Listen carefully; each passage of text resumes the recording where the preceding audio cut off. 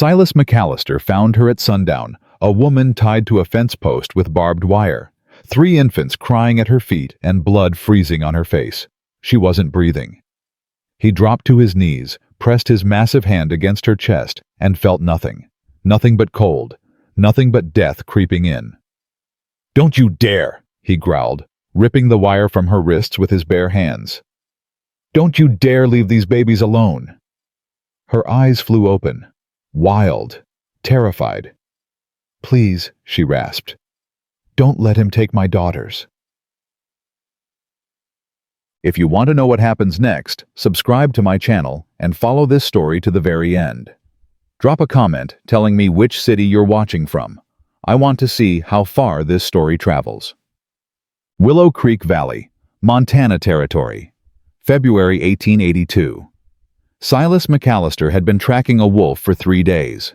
The beast had taken 2 of his calves last week, dragged them right out of the pen while he slept. He'd found the carcasses half a mile up the ridge, torn apart and left to rot. A message maybe, or just hunger doing what hunger does. Either way, the wolf had to die. He rode his horse Thunder up the frozen slope, rifle strapped across his back, breath coming out in white clouds. The wind cut through his buffalo coat like it wasn't even there. His fingers ached inside his gloves. His beard had frozen at the edges. But Silas didn't turn back. He never turned back from anything. The wolf's tracks led up toward the old mining road, then veered east toward the abandoned Hollister property. Nobody had lived there in years. Not since the fever took the whole family in one terrible winter. Silas slowed Thunder to a walk, scanning the tree line. That's when he heard it. A cry. High and thin, carried on the wind like a ghost's whisper. He stopped, listened.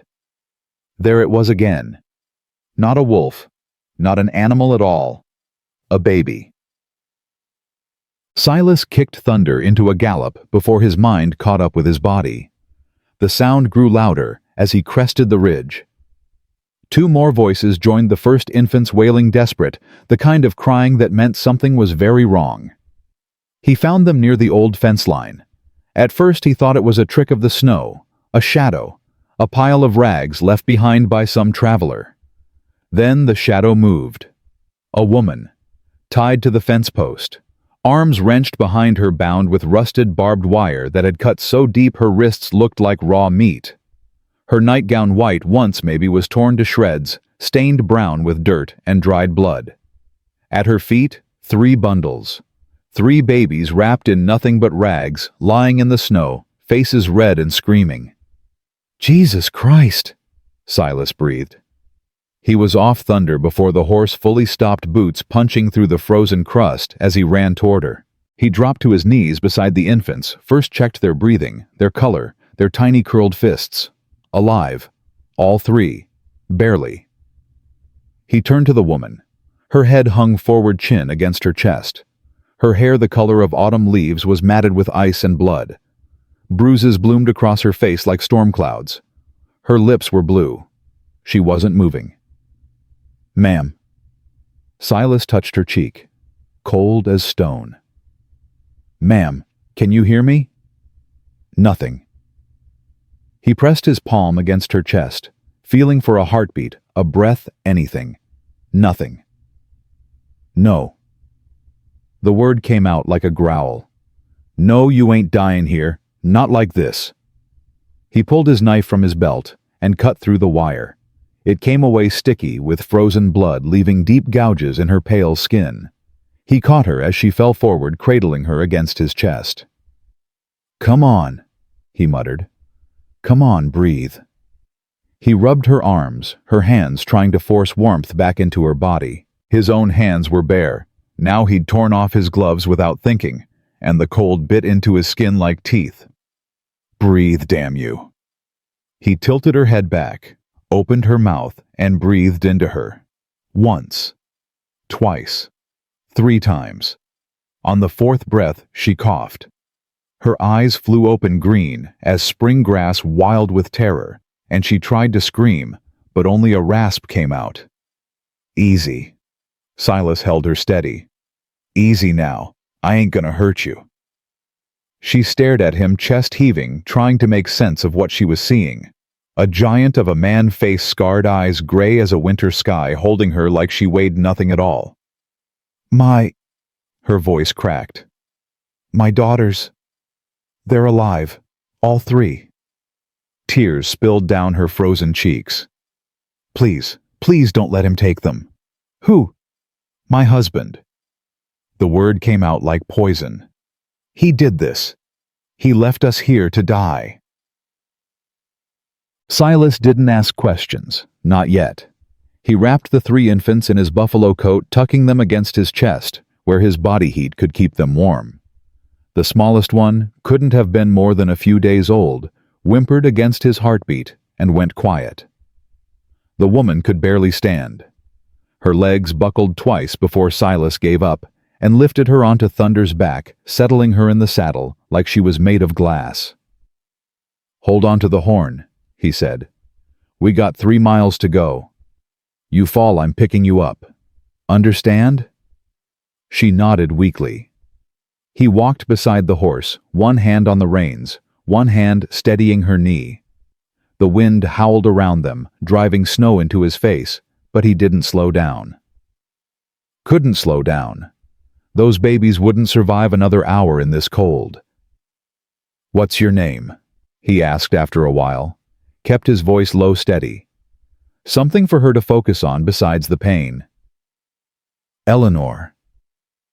It came out in a whisper. Eleanor Ashford. But, she swallowed hard. Blackwood now, that's his name. My husband's name. Silas felt his jaw tighten. Cornelius Blackwood. She looked down at him, surprised. You know him? Everyone knew Cornelius Blackwood, richest man in the valley, owned the copper mine, half the town's buildings, and most of the sheriff's loyalty. Went to church every Sunday in a suit that cost more than most folks earned in a year. Also had a reputation for making problems disappear. I know of him, Silas said carefully. Then you know what he is. I'm starting to figure it out. They reached his cabin as the last light faded from the sky.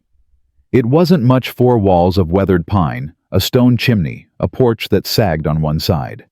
He'd built it himself 8 years ago when he first came to Montana Territory, looking for a place to disappear. He'd found it. Maybe too well. Silas carried the babies inside first, laying them in a wooden crate lined with sheepskin near the cold hearth. They'd stopped crying, which worried him more than the noise had. He started a fire with shaking hands, coaxing the kindling to catch feeding it until flames crackled and heat began to spread through the room. Then he went back for Eleanor. She'd slumped forward in the saddle, unconscious again.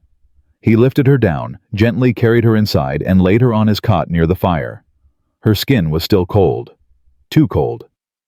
He stripped off her frozen nightgown, tried not to look, tried to focus on the task at hand, and wrapped her in every blanket he owned. Elk hide, wool, a quilt his mother had made before she died. Stay with me, he muttered, rubbing her hands between his own. You came this far. Don't quit now. He heated goat's milk over the fire and fed the babies with a wooden spoon, dribbling it into their tiny mouths 1 drop at a time. They sucked greedily, desperately, like they knew this was their only chance.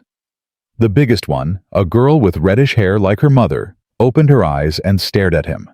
Not crying, just watching. Like she was trying to figure out if he was safe.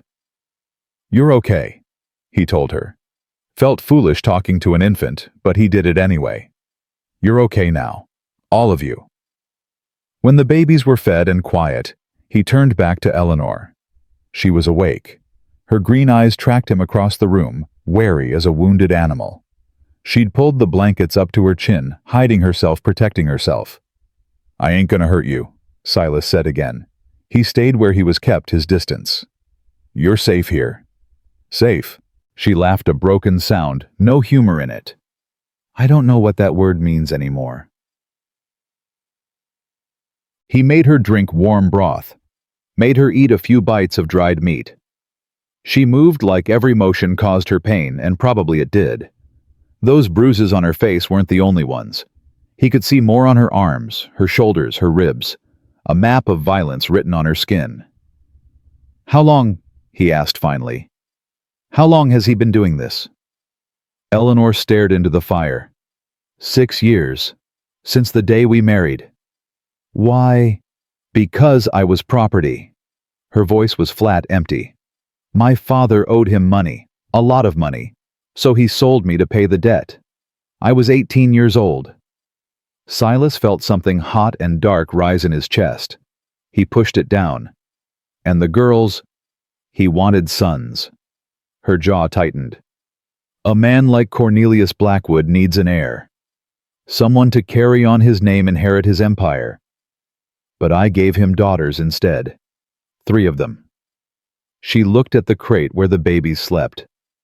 His mother said I was cursed. Said I'd turned my womb against God. Said I was spoiled milk. That's horseshit.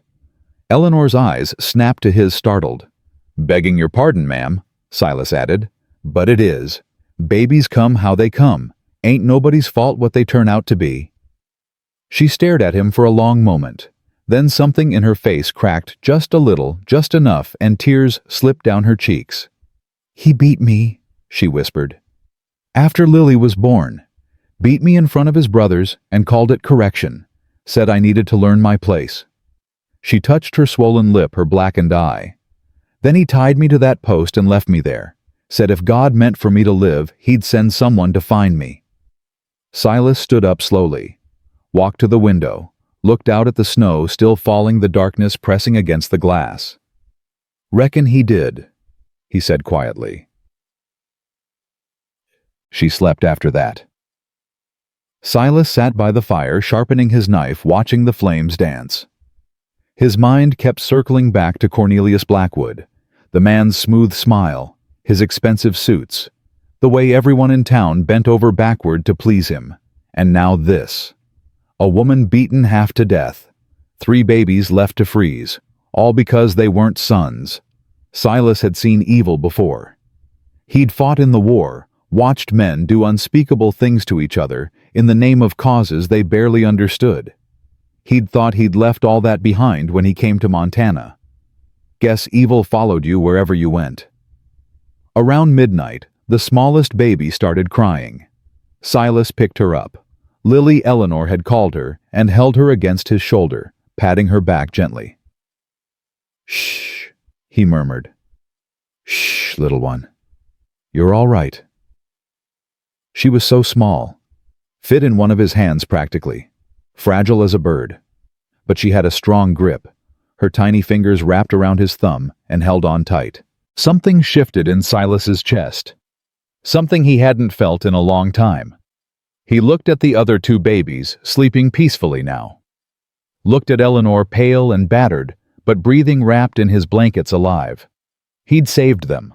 By pure accident, by tracking a wolf that led him to the wrong place at the right time, he'd saved them. Now what?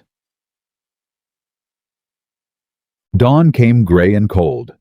Eleanor woke to the smell of coffee and the sound of wood crackling in the hearth. She sat up slowly, wincing at the pain in her ribs, and found Silas sitting at the table, a tin cup in his massive hands. How long was I out? She asked. All night. He nodded toward a pot on the stove. There's coffee, and oatmeal if you can stomach it. She could. She ate 3 bowls while he pretended not to watch, then asked to see her daughters. They were awake now, all 3 of them, lying in the sheepskin-lined crate and staring up at the ceiling with wide eyes. Rosemary, the oldest, reached for her mother immediately. Grace giggled when Eleanor stroked her cheek. Lily just blinked, peaceful and unaware of how close she'd come to death. They're beautiful, Silas said. He was standing in the doorway, arms crossed, keeping his distance. What are their names? Rosemary, Grace, and the little one is Lily. Flower names. My mother's idea. She said girls should be named for beautiful things. Eleanor's voice caught. She died before she could meet any of them. Silas nodded slowly. I'm sorry. Silence settled between them. Not uncomfortable exactly. Just waiting. What happens now?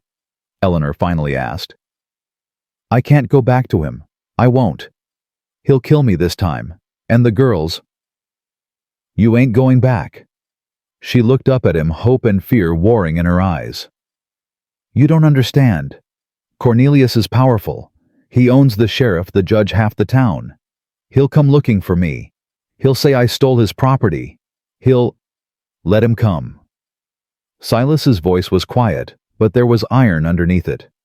He pushed off the doorframe and walked toward her, stopping a few feet away. I've lived alone on this ridge for 8 years, he said. Ain't nobody told me what to do in all that time, and I ain't about to start taking orders from a man who beats women and leaves babies to freeze. He met her eyes. You're staying here, all 4 of you, long as you need. Eleanor's lip trembled. Why, you don't even know me. I know enough. You could get hurt, killed even. He has men, money, influence. Silas shrugged. I've been hurt before, killed worse men than him. He paused, and something almost like a smile tugged at the corner of his mouth. Besides, I ain't got much else to do this winter. Might as well make myself useful. Despite everything, the pain, the fear, the memory of the fence post, and the barbed wire, Eleanor felt herself smile. Just a little. Just enough. Thank you, she whispered. I don't know how I'll ever... Don't thank me yet. Silas turned toward the door, grabbing his coat and rifle. He's gonna come looking for you. You know that, right? Yes. And when he does, things are gonna get ugly. Eleanor looked at her daughters. At the fire crackling in the hearth. At this stranger who'd pulled her from the jaws of death without asking for anything in return. Things have been ugly for 6 years, she said quietly. I'm ready for them to be something else. The wolf found him that afternoon.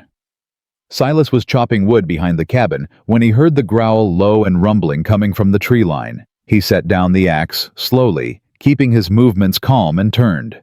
It was the same wolf he'd been tracking. A big male, gray and silver, with scars on his muzzle and hunger in his yellow eyes. He was standing at the edge of the clearing, watching. Silas watched back. For a long moment, neither of them moved. Then the wolf turned and disappeared into the trees. Silas let out a breath he didn't know he'd been holding. In all his years on the mountain, he'd never seen a wolf back down like that. They were predators. Killers. They didn't just walk away. Unless they recognized a bigger predator. He picked up the axe and went back to work. But he kept one eye on the tree line. And when he went inside that night, he barred the door with a heavy crossbeam. 3 days passed. Eleanor grew stronger. The bruises faded from purple to yellow. She started moving around the cabin, helping with small tasks, cooking, mending, tending to the babies. She didn't talk much about her past, and Silas didn't ask. Some wounds needed time before you could poke at them. The babies thrived in the warmth. Rosemary, 5 years old, with her mother's auburn hair and wary eyes, took the longest to come around. She flinched every time Silas came too close, hid behind Eleanor's skirts whenever he entered the room. But Grace, the 3-year-old, had no such fears. She followed Silas everywhere, tugging at his pant leg, demanding to be picked up. She called him Big Man and giggled when he growled at her like a bear. And Lily just slept peaceful and content, unaware of the storm that was coming. On the 4th morning, Silas was mending a harness by the fire when Eleanor sat down across from him. "Tell me about yourself," she said. He looked up surprised. "Ain't much to tell." "There's always something." He set down the harness, rubbed his chin. His beard needed trimming, but he hadn't gotten around to it. "I was a soldier," he said finally. "Fought for the Union in the war. Saw things I'd rather forget." He paused. "When it was over, I came west. Built this place with my own hands. Been here ever since. Alone. Mostly. No wife, no family." Silas was quiet for a moment. Then, "There was a woman once, Margaret, banker's daughter from back east. We were engaged for a season." "What happened?" "She wanted a gentleman, fine clothes, fancy parties, a house in town." He shrugged. I wanted this, the mountains, the quiet. She chose someone else. Eleanor studied his face, the scars, the hard lines, the weariness in his gray eyes. Do you still love her? No. The answer came quick and certain. I don't reckon I ever did. I loved the idea of her, the idea of not being alone. He met Eleanor's gaze. But some people are meant to be alone. It's just easier that way. Is it? He didn't answer. That night, Eleanor woke to the sound of hoofbeats. She sat up in the darkness, heart pounding, and saw Silas already on his feet, rifle in hand, moving toward the window. Stay here, he whispered. Keep the girls quiet. He slipped out the door before she could argue. Eleanor gathered the babies, pressed them against her chest, and waited. Minutes stretched like hours. She heard voices outside, low and muffled, but couldn't make out the words. Then the door opened, and Silas stepped back inside. He wasn't alone. An older woman followed him, small, wiry, with sharp eyes, and a no-nonsense expression. She wore a patched wool coat and carried a leather bag. This is Martha Finch, Silas said. She's the midwife from town. She's going to check on you and the girls. Eleanor tensed. How do I know I can trust her? Martha snorted. Girl, I delivered you. 24 years ago, in your father's parlor back in Boston. I know the birthmark on your left hip. Eleanor's eyes widened. Mrs. Finch, but I thought that I died, almost did. Fever took most of the town that year, but I'm too stubborn to stay down. Martha set down her bag and knelt beside the babies. Now let me see these little ones. While Martha examined the infants, Silas pulled Eleanor aside. She rode all the way up here in the middle of the night, he said quietly. Soon as she heard what happened, she came. How did she find out? Silas's jaw tightened. Word travels. Blackwood's been telling people you went mad, tried to drown the babies in the river and ran off into the storm. Eleanor's blood went cold. That's a lie. I know, but most folks don't. He's got the sheriff in his pocket, the judge too. They're already talking about sending men to bring you back. Fear clawed at her chest. When? Soon. Silas met her eyes. But I ain't gonna let that happen. You understand me? Whatever comes, I'll face it. Eleanor wanted to believe him. God, she wanted to believe. But she'd trusted men before, and every single one had let her down. Why? She whispered. Why are you doing this? You don't owe me anything. Silas was quiet for a long moment. Then he said very softly, Because someone left you to die, and I was the one who found you. He took a breath. Maybe that's God's plan. Maybe it's just dumb luck. But either way, I ain't turning my back. Not now. Not ever. Martha looked up from the babies, her expression unreadable. The girls are healthy, she announced. Stronger than they have any right to be after what they've been through. She stood slowly, joints creaking. The question is, what are you going to do about that husband of yours? Eleanor looked at Silas, at Martha, at her 3 daughters sleeping peacefully by the fire. I'm going to fight, she said. Whatever it takes. Martha smiled a grim, knowing smile. Good. Because he's coming for you, child, and when he does, you'd better be ready. Yeah. The storm broke the next morning. Not snow this time. Something worse. Silas saw them first, 3 riders coming up the ridge, moving slow and deliberate. He recognized the horse in front. Black stallion, silver bridle, expensive as sin. Cornelius Blackwood had found them. Silas grabbed his rifle and stepped onto the porch. He didn't tell Eleanor to hide. She was already at the window, watching her face pale but determined. The rider stopped 50 yards from the cabin. Cornelius dismounted with practiced grace, brushing snow from his wool coat. Behind him, 2 men with guns, hired muscle by the look of them. Hard eyes, quick hands. Silas McAllister! Cornelius called out, his voice carrying across the frozen air. I believe you have something that belongs to me. Silas didn't move. Ain't nothing here that belongs to you, Blackwood. My wife would disagree. Cornelius smiled, smooth-polished, absolutely cold. She's unwell, you see, hysterical. She needs to come home where she can be properly cared for. That's so. Indeed. Cornelius pulled a folded paper from his coat. I have a court order right here, signed by Judge Mortimer himself. It declares Eleanor Blackwood mentally unfit and names me as legal guardian of her and the children. He waved the paper in the air. This is all perfectly legal, I assure you. Silas felt his finger tighten on the trigger. That paper means something to you. It means you're harboring a fugitive. A madwoman who tried to murder her own babies. Cornelius's eyes glittered. The penalty for that is hanging. But I'm a forgiving man. Hand her over and we'll forget this unfortunate misunderstanding. Behind Silas, the door opened. Eleanor stepped onto the porch. She was pale shaking, but she stood straight. Looked her husband dead in the eye. I'm not going anywhere with you, she said. Not now, not ever. Cornelius's smile didn't waver. Darling, you're confused. Let me take you home.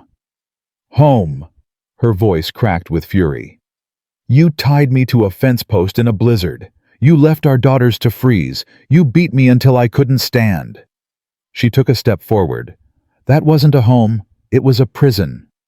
For the first time, Cornelius's mask slipped. Just for a second, a flash of something ugly underneath. You're making a scene, he said quietly.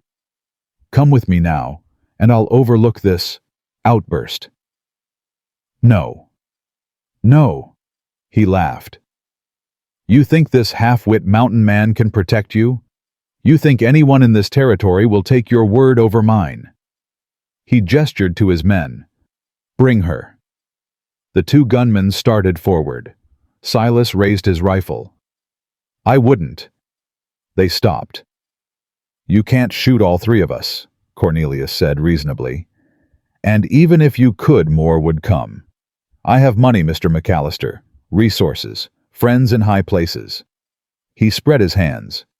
You have a cabin and a stubborn streak. This can only end one way. Silas didn't lower the rifle. Maybe, but it ain't gonna be the way you think. They stood there frozen in that moment, the wind howling around them. Then Martha Finch's voice cut through the tension like a knife. Cornelius Blackwood.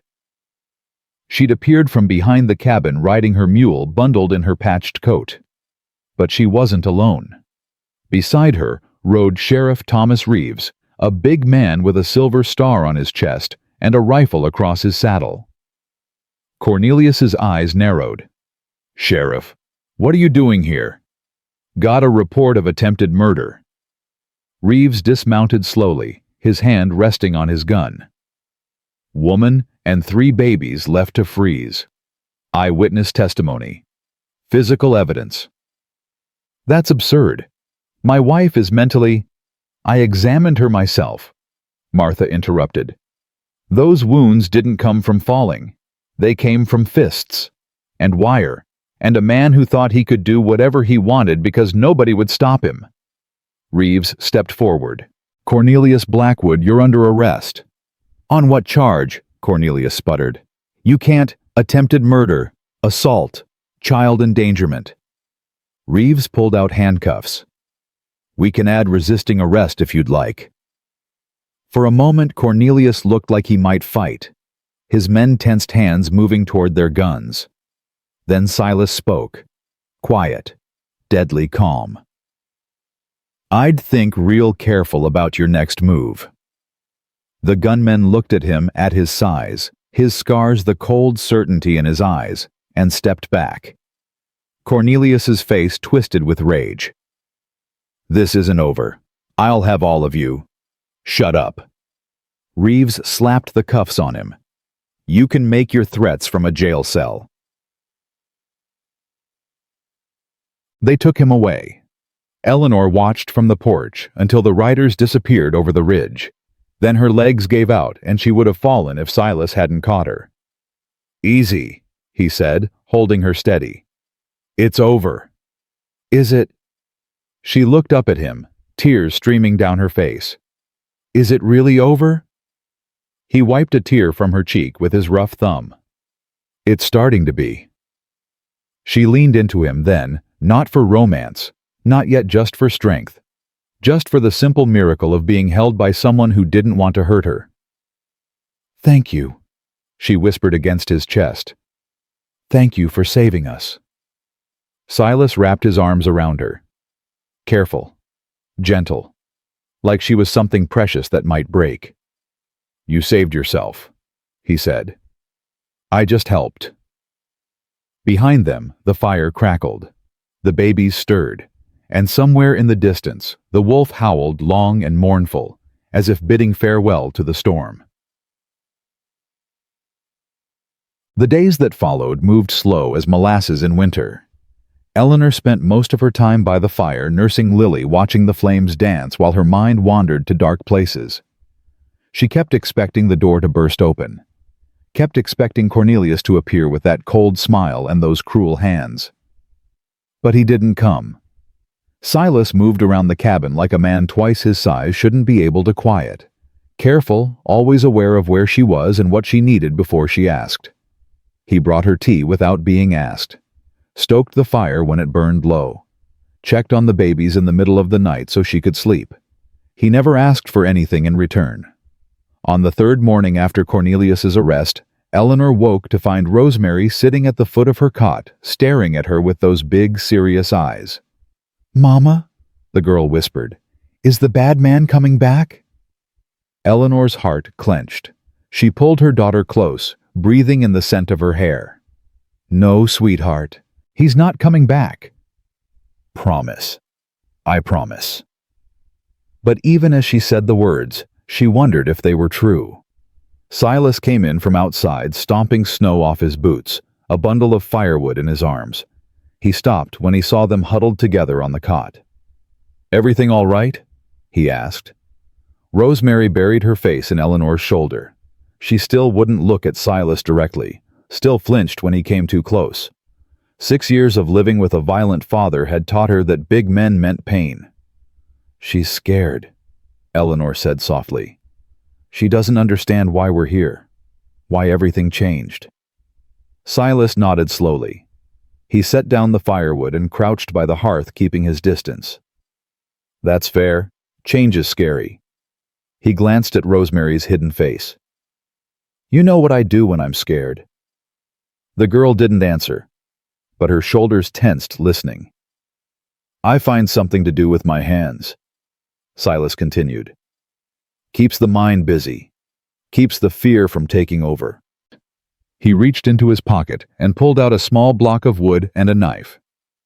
"You ever seen anyone carve before?" Rosemary peeked out from Eleanor's shoulder. "Just a little, just enough to see." Silas began to work the wood slow and deliberate. Shavings curled onto the floor like pale ribbons. "My pa taught me when I was about your age.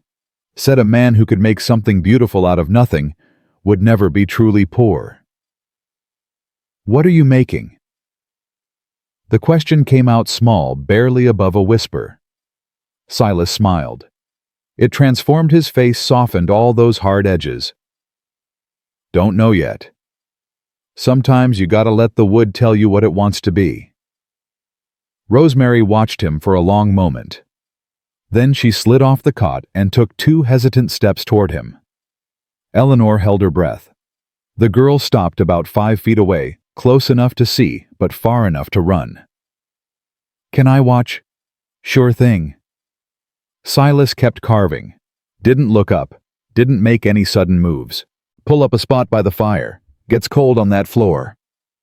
Rosemary sat down cross-legged, her eyes fixed on his hands. She didn't speak again, but she didn't run either, and that Eleanor thought was a start. Martha Finch came back later that day, her mule picking its way up the frozen trail. She brought news from town, and none of it was good. "Judge Mortimer set bail," she said, warming her hands by the fire. $10,000. Cornelius paid it within the hour. Eleanor felt the blood drain from her face. He's out. For now. Trial's set for spring, but that's 3 months away. Martha's expression was grim. He's already talking to anyone who'll listen, saying you seduced this poor mountain man into helping you escape, saying you're a danger to the children. That's insane. Doesn't matter if it's true, matters if people believe it. Martha glanced at Silas, who stood by the window, arms crossed, face unreadable. He's got friends in high places. Money greases a lot of wheels in this territory. So what do we do? Eleanor's voice cracked. Just wait for him to come back and finish what he started. We build a case, Martha said firmly. Document everything. Your injuries, the children's condition when Silas found you, the wire marks on that fence post. I've already started talking to folks who might be willing to testify. Who would testify against Cornelius Blackwood? Martha smiled thin and sharp. You'd be surprised. He's made enemies over the years. People with grudges. People who saw things they weren't supposed to see. She leaned forward. His first wife, Sarah, the one who died in childbirth. There were rumors. Eleanor's stomach turned. What kind of rumors? That the birth wasn't what killed her. That she'd been trying to leave him and he... Martha trailed off. Nothing was ever proven, but people remember. Silas spoke for the first time. You think he killed her? I think a woman who was healthy as a horse doesn't just drop dead bringing a baby into the world. Not without help. Martha stood brushing off her skirts. I'm going to dig. See what I can find. In the meantime, you two stay put. Don't go into town. Don't talk to anyone you don't trust. And if he comes here? Eleanor asked. Martha looked at Silas. Then I reckon Mr. McAllister will handle it. Silas didn't respond, but his jaw tightened and his hand moved unconsciously to the knife at his belt. After Martha left, Eleanor found Silas on the porch, staring out at the frozen landscape. The sun was setting, painting the snow in shades of pink and gold. You should go, she said quietly. Take your horse and ride away. Find somewhere safe. He didn't turn around. That what you want? It's what makes sense. You've already done more than anyone could ask. If you stay, he'll come for you too. He'll destroy everything you've built. Ain't much to destroy. Silas finally looked at her. 4 walls and a hearth, a few horses, some land that's more rock than soil. He shrugged. I've lost more than that before. But why risk it? For a woman you barely know. Because. He turned to face her fully, and there was something in his eyes she couldn't name. Because 6 years ago, I watched a man beat his wife in the street. Broad daylight. Everyone saw. Nobody did a damn thing. Eleanor felt cold that had nothing to do with the weather. What happened? She died. 2 weeks later, they found her body in the river. Sheriff said she fell. His voice hardened. She didn't fall. Everyone knew she didn't fall, but nobody spoke up. Nobody wanted to make trouble. That's horrible. That's the world. Silas stepped closer, close enough that she could feel the heat radiating off him. I ain't saying I can fix it. Ain't saying I can make things right. But I can damn sure make a stand when it matters. And this matters. Eleanor felt tears prick her eyes. You don't even know me. I know enough. I know you didn't give up when most women would have. I know you walked through hell to protect your children. His voice softened. That's worth fighting for. She didn't know what to say. For 6 years, she'd been told she was worthless, broken, a failure. And now this stranger, this scarred and silent man, was looking at her like she was something precious. I'm scared, she admitted. The words came out shaky. I'm so scared he's going to win. Silas reached out slowly, giving her time to pull away. When she didn't, he cupped her cheek in his rough palm. Then we'll be scared together, he said. But we ain't gonna stop fighting. Not ever. The next few days settled into a rhythm. Silas worked outside during the daylight hours, reinforcing the cabin chopping wood, tending to the horses. Eleanor took over the cooking, grateful to have something useful to do with her hands. The babies slept and ate and cried, same as babies everywhere. And slowly, almost imperceptibly, the walls began to come down. It started with Grace. The 3-year-old had decided that Silas was her personal property, following him everywhere, demanding to be carried, chattering constantly about things only she understood. "Big man," she announced one morning, tugging at his pant leg. "Up." Silas looked down at her, trying to maintain his gruff expression. "I'm busy, little one." "Up." She held out her arms, completely confident he would obey. He did. Scooped her up with one arm and settled her against his hip, like he'd been doing it all his life. Grace immediately grabbed his beard and giggled. "Fuzzy," she declared. "That's my face you're mangling." Fuzzy face. Eleanor watched from the doorway, a strange warmth spreading through her chest. Cornelius had never held the children, never played with them, never spoke to them unless it was to criticize. He'd treated them like disappointments from the moment they were born. But Silas, this rough mountain man who claimed to prefer solitude, held her daughter like she was the most precious thing in the world. "She likes you," Eleanor said. Silas grunted. "She likes anyone who'll carry her." "That's not true. She wouldn't let the pastor hold her. Screamed until he put her down." "Smart girl. Never trusted pastors myself." Eleanor laughed. Actually laughed, the sound surprising her. She couldn't remember the last time she'd laughed at anything. Silas looked at her, and something shifted in his expression. Something softer. Something almost like wonder. "You should do that more often," he said quietly. "Do what?" "Laugh. It suits you." Before she could respond, Rosemary appeared in the doorway. She'd been watching from a distance, as she always did, keeping herself separate from the growing warmth. "Mama," she said. "Can I go outside?" "It's cold, sweetheart." "Please, I want to see the horses." Eleanor hesitated.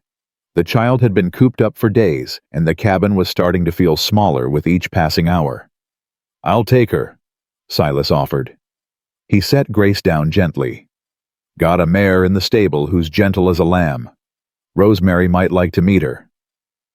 Rosemary's eyes widened. Fear and fascination warred on her small face. "You don't have to," Eleanor said to her daughter. "If you're not ready." "No." Rosemary straightened her spine, a gesture that reminded Eleanor so much of herself. "I want to go." They bundled her up in one of Silas's old shirts, the sleeves rolled up a dozen times, and watched as she walked outside with the giant rancher. Silas moved slowly, keeping his distance, letting her set the pace. Eleanor stood at the window, heart in her throat as they approached the stable. She couldn't hear what they were saying, but she saw Silas crouch down, bringing himself to Rosemary's level, saw him point to something inside the stable, saw her daughter take one hesitant step forward, then another. Then a small hand reached out and touched a horse's nose. Rosemary laughed. Eleanor pressed her hand to her mouth, tears streaming down her face. Her daughter hadn't laughed in months, hadn't smiled, hadn't played, hadn't been a child. She'd been too busy surviving. And now, in a stranger's stable, she was laughing. That night, after the children were asleep, Eleanor and Silas sat by the fire. The flames cast dancing shadows on the walls, and the wind outside had died to a whisper. "Tell me about the war," Eleanor said. Silas went still. "Not much to tell." "You said you fought for the Union, that you saw things." "I did." "What kind of things?" He was quiet for so long she thought he wouldn't answer. Then he spoke, his voice low and rough. "I was at Antietam, bloodiest day of the whole damn war. 20,000 men dead or dying, and for what? A cornfield, a creek, a church." He stared into the flames. "I watched my best friend die in my arms. Took him 3 hours. 3 hours of screaming before he finally let go." "I'm sorry." "Lot of people are sorry. Doesn't change anything." He took a breath. "After that I couldn't I couldn't be around people anymore. Couldn't stand the noise, the crowds, the way everyone pretended everything was fine.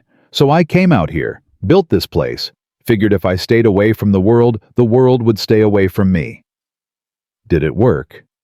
For a while. He looked at her, and there was something raw in his eyes. Then I found you. Eleanor's breath caught. I didn't mean to. I know. You didn't ask for any of this. Neither did I. He shook his head slowly. But here we are. Here we are, she echoed. The silence stretched between them, filled with things neither of them was ready to say. Finally, Silas spoke again. Margaret. The woman I was engaged to. She used to say I was broken. Too damaged to love, too stubborn to change. His jaw tightened. Maybe she was right. She was wrong. He looked at her sharply. A broken man wouldn't have stopped for a stranger in the snow, Eleanor said firmly. A broken man wouldn't have cut me free and carried me home. A broken man wouldn't be teaching my daughter to trust again. She leaned forward. You're not broken, Silas. You're just waiting. Waiting for what? For someone to see you clearly. He stared at her, and she saw the walls he'd built crumbling one by one, saw the loneliness underneath the desperate hunger for connection that he'd buried so deep. Eleanor. Her name came out rough, almost painful. I don't know how to do this. Neither do I. She reached across the space between them and took his hand. But maybe we can figure it out together. His fingers closed around hers, gentle, despite their size. Yeah, he said quietly. Maybe we can. They didn't kiss, didn't make promises they weren't ready to keep. But something changed in that moment. Some invisible barrier fell away. And when Eleanor finally went to sleep that night, she dreamed of spring. A week passed. Then two. The bruises on Eleanor's face faded to yellow, then disappeared entirely. She gained weight, filled out the old dress Martha had brought her, started to look less like a ghost and more like a woman. The children flourished. Grace had adopted Silas completely, calling him Papa, when she thought Eleanor wasn't listening. Even Rosemary had started to warm up sitting beside him while he carved, asking quiet questions about the shapes emerging from the wood. And Lily grew. Her cheeks rounded out, her eyes brightened, and she developed a habit of grabbing Silas's finger and refusing to let go. She's got a grip on her, Silas observed one afternoon, trying unsuccessfully to free his hand from the infant's tiny fist. She knows a good thing when she sees it, Eleanor replied. Martha came and went, bringing supplies and news. The trial was still scheduled for April. Cornelius had been quiet, too quiet, staying in his mansion on the edge of town and receiving visitors behind closed doors. He's planning something, Martha warned. A man like that doesn't just sit and wait. Let him plan, Silas said. We'll be ready. But as the days stretched on and nothing happened, Eleanor started to hope. Maybe Cornelius had given up. Maybe the shame of arrest had finally broken through his arrogance. Maybe, just maybe, they could build a life here in peace. She should have known better.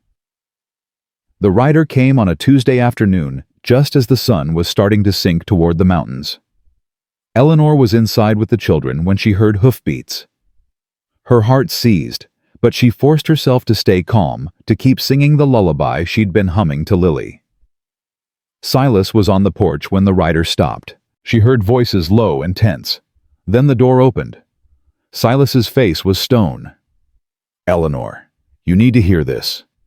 The rider was a young man, barely 20, with nervous eyes and a hat clutched in his hands. He wouldn't look at her directly. Ma'am, he said, I work at the courthouse, filing papers mostly. I ain't supposed to be here, but Martha Finch, she said you needed to know. Know what? The young man swallowed hard. Judge Mortimer. He's been replaced. New judge is coming from back east. Man named Harrington. Word is he owes Mr. Blackwood a lot of money. Eleanor felt the blood drain from her face. What does that mean? It means the trial ain't gonna be fair. The young man's voice dropped to a whisper. There's more, ma'am.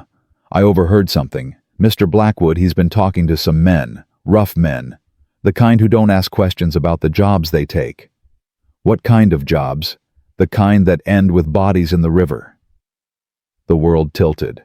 Eleanor reached for the doorframe, steadying herself. When? Silas's voice was deadly calm. Don't know for sure. Soon, maybe. He's tired of waiting. Silas reached into his pocket and pressed a coin into the young man's hand. You never came here. Understand? Yes, sir. The rider mounted up and was gone before the words finished leaving his mouth. Eleanor stood frozen in the doorway. All those weeks of hope of healing, of starting to believe things might be different, and now this. Hired killers. A rigged trial. Cornelius Blackwood reaching out from town to destroy everything she'd built. Eleanor. Silas's voice cut through the panic. Look at me. She did. His gray eyes were steady, certain. We knew this was coming, he said. Maybe not like this, but we knew. And we're gonna face it. Together. How? The word came out broken. How do we fight someone who owns the law? We don't fight the law, we fight him. Silas stepped closer, gripped her shoulders. Men like Blackwood, they think money makes them untouchable. They think power means they can do whatever they want without consequence. But there's always a consequence, always someone who won't be bought. And if there isn't, then we make our own justice. Eleanor looked at him, this scarred and silent man, who'd saved her life, who'd given her daughters a safe place to heal, who'd shown her that not all men were monsters. I don't want you to die for me, she whispered. I ain't planning on dying. His mouth twisted into something almost like a smile. But if it comes to that, there's worse things to die for than protecting someone you... He stopped, swallowed. Someone who matters. She heard what he didn't say, felt it in the way his hands tightened on her shoulders. Silas. Don't. His voice was rough. Don't say anything. Not now. Not when everything's about to... She kissed him. It wasn't planned. Wasn't gentle. It was desperate and fierce, born of fear and hope, and something neither of them had words for. His arms came around her, crushing her against his chest, and for one perfect moment, nothing else existed. Then Rosemary's voice drifted from inside the cabin. Mama, what's happening? They broke apart, breathing hard. Nothing, sweetheart. Eleanor called back, her voice steadier than she felt. Everything's fine. But as she met Silas's eyes, she knew they were both thinking the same thing. Nothing was fine. The storm was coming, and this time it might destroy them all. That night, Silas didn't sleep. He sat by the fire rifle across his knees, listening to the wind. Eleanor lay on the cot with the children, her breathing slow and even, but he knew she wasn't sleeping either. Around midnight, he heard her stir. You should rest, he said without turning. So should you. Someone needs to keep watch. Then let me take a turn. He looked at her then. She'd risen from the cot, wrapped in the elk-hide blanket, her auburn hair loose around her shoulders. In the firelight, she looked like something from a dream. You ever fired a gun? He asked. No. Then you ain't much good as a lookout. Teach me. He blinked. What? Teach me to shoot. Her voice was steady. If they're coming for us, I want to be able to fight back. I'm tired of being helpless, tired of waiting for someone else to save me. Silas studied her for a long moment. Then he nodded. Tomorrow, he said, when the sun's up, I'll teach you. She crossed the room and sat beside him close enough that their shoulders touched. Thank you. Don't thank me yet. You ain't seen how loud a rifle is up close. She laughed softly. I've survived worse than loud noises. I reckon you have. They sat in silence watching the flames. Outside, an owl hooted somewhere in the darkness. What happens if we lose? Eleanor asked finally. If he wins, if he takes the children? He won't? But if he does? Silas was quiet for a long time. Then he said, There's a place, up in Canada. A friend of mine from the war settled there after everything fell apart. Got a farm, a wife, a good life. He took a breath. If things go bad, if there's no other way, I'll get you and the girls across the border. He'll take you in. Keep you safe. And you? I'll do what needs doing. Eleanor turned to face him. That's not an answer. It's the only one I got. His jaw tightened. Some fights you can't walk away from. Some men you can't reason with. If Cornelius Blackwood wants a war, I'll give him one. But you and the children, you're getting out, no matter what. I won't leave you. You will if I tell you to. No. Her voice hardened. I spent 6 years doing what I was told, following orders, keeping quiet, pretending everything was fine, while my life fell apart around me. She grabbed his hand, held it tight. I'm done with that. If we fight together. If we run together. And if we die... She swallowed hard. Then at least I'll die free. Silas stared at her. Something shifted in his chest, something that had been locked away for so long he'd forgotten it existed. You're a stubborn woman, Eleanor Ashford. It's Blackwood legally. Not for long. The words came out before he could stop them. He felt heat rise to his face. I mean, if you wanted, there are ways to change. She silenced him with a finger on his lips. One battle at a time, Mr. McAllister. He caught her hand, pressed a kiss to her palm. Yes, ma'am. Outside, the wind picked up, howling against the cabin walls. But inside, wrapped in warmth and firelight, something fragile and precious began to grow. Whatever was coming, they would face it, together. The rifle kicked harder than Eleanor expected. She stumbled backward, ears ringing, and would have fallen if Silas hadn't caught her elbow. The tin can she'd been aiming at sat untouched on the fence post, mocking her. Again, Silas said. I missed. I know. Again. She raised the rifle, settled the stock against her shoulder the way he'd shown her, and sighted down the barrel. Her arms ached. Her fingers were numb from the cold. But she didn't complain. She'd stopped complaining weeks ago. The second shot went wide, kicking up snow 3 feet to the left of the target. The third clipped the edge of the fence post. The fourth finally sent the tin can spinning into the air. Better, Silas said. Now do it again.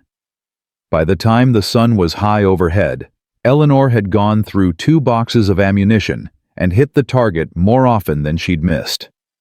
Her shoulder throbbed where the rifle had bruised it. Her hands shook from cold and exhaustion. But she felt something she hadn't felt in years. Power. You're a quick learner, Silas said as they walked back toward the cabin. I had good motivation. He glanced at her sideways. Fear's a powerful teacher. It's not fear. She met his eyes. It's anger. I spent 6 years being afraid, being small, being nothing. Her jaw tightened. I'm done with that. Silas didn't respond, but there was something in his expression, something like pride, that made her stand a little straighter. Inside the cabin, Grace came running, throwing herself at Silas's legs with the full force of her 3-year-old body. He caught her without breaking stride, swinging her up onto his shoulder. Papa's back, she announced to no one in particular. Eleanor froze. The word hung in the air between them. Grace had been calling him that for days now, but always quietly, always when she thought the adults weren't listening. This was the first time she'd said it out loud in front of both of them.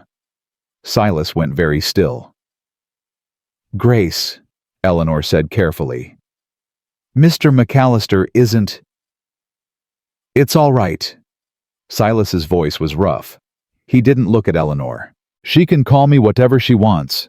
Grace beamed and grabbed his beard. Fuzzy Papa. Something cracked in Eleanor's chest. She turned away quickly, blinking back tears she didn't want anyone to see. That night, after the children were asleep, she found Silas on the porch again. He was staring at the stars, his breath coming out in white clouds. You didn't have to say that, she said quietly. About Grace. About what she calls you. I know. She's not yours. None of them are. You don't owe them anything. Silas turned to look at her. In the darkness, his eyes were unreadable. When I was 17, my mother died. Fever took her in 2 days. My father, he couldn't handle it. Started drinking. Stopped working. Stopped caring about anything, including me. Eleanor moved closer, drawn by the rawness in his voice. There was a man in our town, Silas continued. Blacksmith named Henry Cole. He'd known my parents for years, watched me grow up. When things got bad, when my father couldn't even get out of bed most days, Henry took me in, taught me the trade, fed me, gave me a place to sleep. That was kind of him.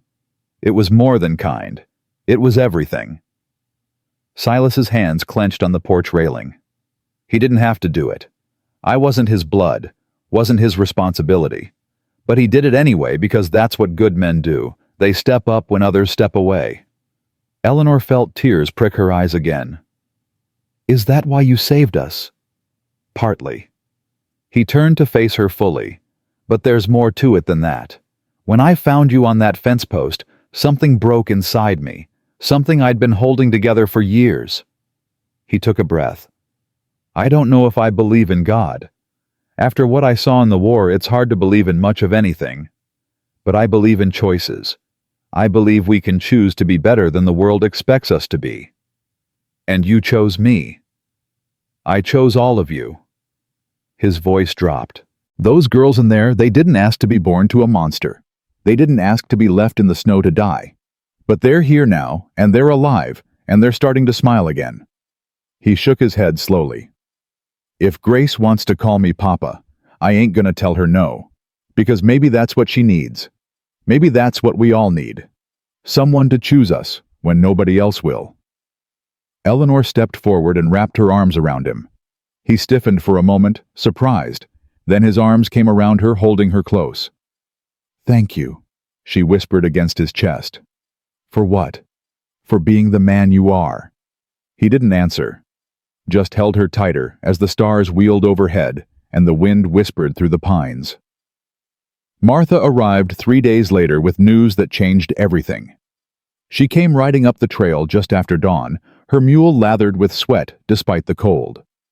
Eleanor knew something was wrong the moment she saw the old woman's face. What is it? She demanded before Martha had even dismounted.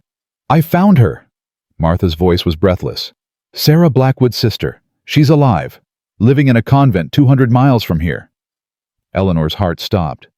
Cornelius's first wife. The same. Her sister Agnes, she was there when Sarah died, saw everything. She's been hiding all these years, scared of what Cornelius might do if he found her. Martha grabbed Eleanor's hands. She's willing to testify. She'll tell the court exactly what happened to her sister. What did happen? Martha's expression darkened. Sarah didn't die in childbirth. She tried to leave him. Packed a bag in the middle of the night, was going to run to her sister's house, but Cornelius caught her before she reached the door. Eleanor felt sick. He killed her, pushed her down the stairs. Then he called the doctor, told him she'd fallen, that she was bleeding, that the baby was coming early. Martha's voice hardened. The doctor believed him. Everyone believed him. Sarah died 3 hours later, and everyone thought it was just a tragedy. But Agnes knew. Agnes saw the bruises, saw the way Sarah's neck was twisted. She knew, but she was just a girl barely 16. Who was going to believe her over a rich man like Cornelius Blackwood? Eleanor's legs gave out. She sat down hard on the porch steps, her mind reeling. All those years, all those beatings, all those times Cornelius had smiled and said he was correcting her, and she'd thought she was the first, thought she was the only one. But she wasn't. There had been another woman before her, another victim, another life destroyed by the same cruel hands. Where is she? Eleanor's voice came out stronger than she felt. Agnes, where is she now? Still at the convent. I sent word that we need her testimony. She's scared, but she's coming. Martha squeezed her hands. This is it, Eleanor. This is how we beat him. Not with guns. Not with violence. With the truth. Silas had come out onto the porch, listening silently. Now he spoke. When does she arrive? 3 weeks, maybe 4. She has to travel carefully. If Cornelius finds out she's coming... He won't. Silas's voice was iron. I'll make sure of it. How? By keeping him too busy to look anywhere else. The next 2 weeks were the hardest of Eleanor's life. Silas worked from dawn to dusk, fortifying the cabin, stockpiling supplies, preparing for a siege that might never come. He reinforced the doors with iron bars he'd forged himself. He dug a hidden cellar beneath the woodshed large enough to hide 4 people and lined with furs to keep out the cold. He taught Eleanor how to load a rifle in the dark, how to shoot from cover, how to run and hide and fight if it came to that. But he also taught her other things. How to laugh again. How to trust again. How to look at a man without flinching. One evening after the children were asleep, he pulled something from his pocket and set it on the table in front of her. A small wooden figure carved from pale cedar. Eleanor picked it up carefully. It was a woman, delicately made with flowing hair and a gentle smile. In her arms, she held 3 tiny children. You made this, she breathed. Been working on it for a while. It's beautiful. It's you. His voice was gruff. You and the girls. Eleanor looked up at him, tears blurring her vision. Silas, I ain't good with words. Never have been. But I wanted you to have something. Something to remember that you're not alone anymore. That someone sees you. Sees all of you. She stood and crossed to him, the carving clutched in her hands. I don't need a carving to remember that. I know, but I needed to make it. He reached out, tucked a strand of hair behind her ear. When I was in the war, I used to carve to keep from going crazy. Little figures, animals, whatever came to mind. It was the only thing that kept me human when everything around me was falling apart. And now I carve, because I have something worth making again. She kissed him, then soft and sweet, and felt him tremble beneath her touch. For all his strength, for all his scars, he was just as fragile as she was. Just as scared of being hurt. They were broken, both of them. But maybe that was okay. Maybe broken pieces could fit together in new ways, make something stronger than either could be alone. When she pulled back, Silas's eyes were bright. Eleanor, he said, when this is over, when Blackwood is gone and the trial is done, I want... He stopped, swallowed hard. I want to do this right. I want to court you proper, give you flowers and take you dancing and all those things a woman deserves. I don't need flowers. I know, but I want to give them to you anyway. She smiled, the first real smile she'd felt in longer than she could remember. Then I'll let you. But the peace couldn't last. It was Rosemary who saw them first. She'd been playing near the edge of the clearing, building a fort out of snow, when she came running back to the cabin with terror in her eyes. Mama, she gasped. Men, on horses, coming up the trail. Silas was on his feet before the words finished leaving her mouth. He grabbed his rifle and strode to the window, peering through the gap in the shutters. How many? Eleanor asked, her heart pounding. 4. No 5. His jaw tightened. Blackwood's not with them. These are his hired guns. What do we do? Get the children. Take them to the cellar. Don't come out until I tell you it's safe. Silas. Now, Eleanor. She didn't argue. She grabbed Rosemary and Grace, scooped Lily from her cradle, and ran for the hidden cellar beneath the woodshed. The entrance was covered with a thick layer of straw, invisible unless you knew exactly where to look.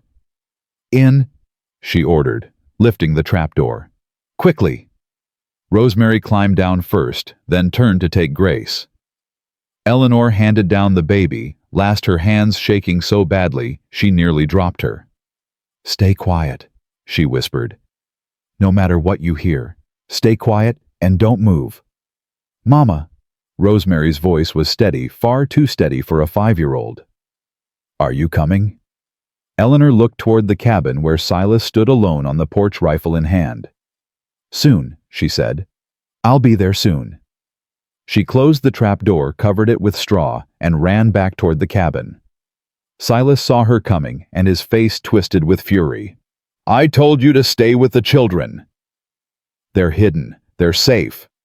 She grabbed the second rifle from its hook by the door. "And I'm not leaving you to face this alone." "Eleanor, don't." She checked the rifle the way he'd taught her, made sure it was loaded, settled the stock against her shoulder. "You said we fight together. You said we face this together. Did you mean it, or were those just words?" He stared at her for a long moment. Then something shifted in his expression, something that might have been admiration. "All right," he said quietly. "Together." The riders came into view a moment later. There were 5 of them, just as Silas had said. Hard men with harder faces, wearing long coats that didn't quite hide the weapons underneath.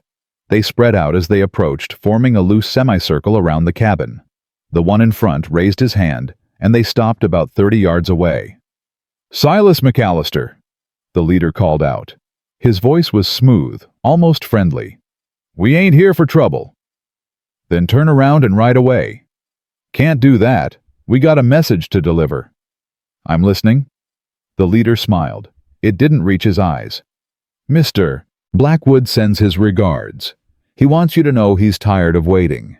He wants his wife back. His property."